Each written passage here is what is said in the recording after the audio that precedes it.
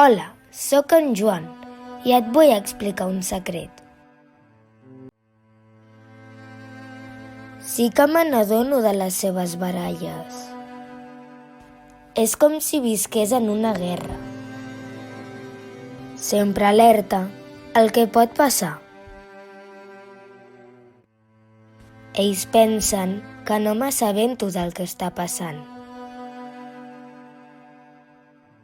Veure que maltracten a la meva mare és molt dur, pateixo molt. Perquè us dic una cosa, el maltractament no només són els cops o trencar coses. També són els insults, els menyspreus, les burles o les amenaces. Que com em sento? Sento moltes coses juntes. Cap és bona. Estic trist, enfadat, nerviós i tinc por, molta por. Em costa dormir, estic nerviós. Estaran discutint per la meva culpa? A més, no ho explico a ningú. No vull donar més mals de cap a la mare. Ella ja en té prou amb el que li passa. A altres persones em fa vergonya explicar-ho. No sé en qui confiar.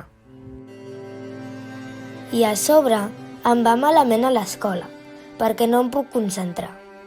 I la meva mare i el meu pare creuen que no estudio prou. Avui he passat molta por. M'he decidit a demanar ajuda i m'han dit el següent: Joan, escolta'm bé el que et diré. No has d'intervenir en les baralles. Encara que no fer-ho és molt difícil i et fa sentir culpable. És per la teva seguretat, Joan.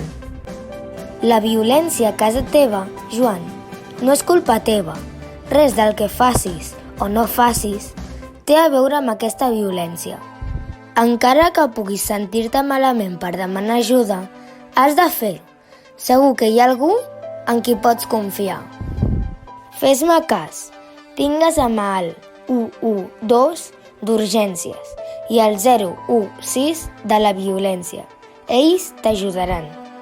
Pensa també en quin familiar, veí, professor o amic pots trucar.